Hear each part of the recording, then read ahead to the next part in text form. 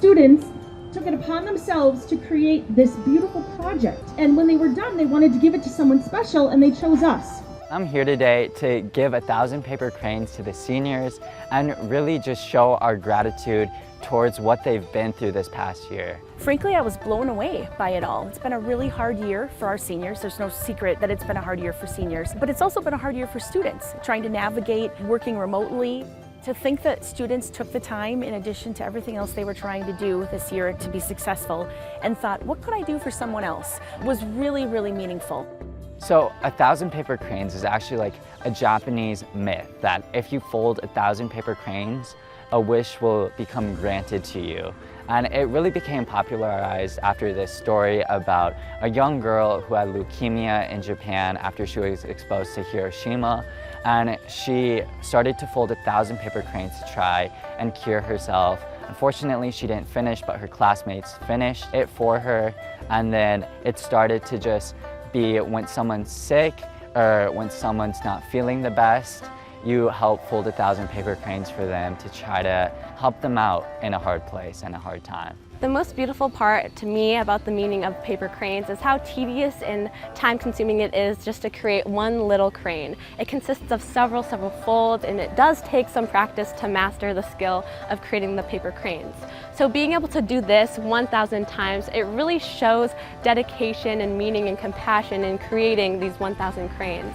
I always knew paper cranes were so difficult to make, and now that I can make so many of them in such a short time, I feel so determined to learn new things. It was a fun experience for me, learning how to make something that is viewed as so complicated. We started this project all the way back in February. COVID cases were really high, so there were some additional lockdown measures. I watched this short video on YouTube about a nursing home and how isolated the seniors felt. Do not like the isolation part of it at all. I have a mother, she's still alive, and she would even want to come and visit me, and she couldn't come into the building, so we would talk through the window. She would sit on one side of the window, I'd be in my room, and we'd have cell phones, and we could talk back and forth that way, but there's no way that I could actually touch her, see her, any of that. And that went on for almost a full year. So I'm like, what can I do to make the world a better place for them? So I just thought of this project in my sleep. So I was like, okay, let's make this a reality. We just posted on Snapchat and Instagram about the project, and then our friends started to be interested, and then we slowly started to recruit more and more people to our meetings. And it just slowly snowballed from there to get more and more people involved. And we gathered these students from both Jefferson High School and Kennedy High School. For them to come up with this idea and to spend the time, and usually it's beautiful.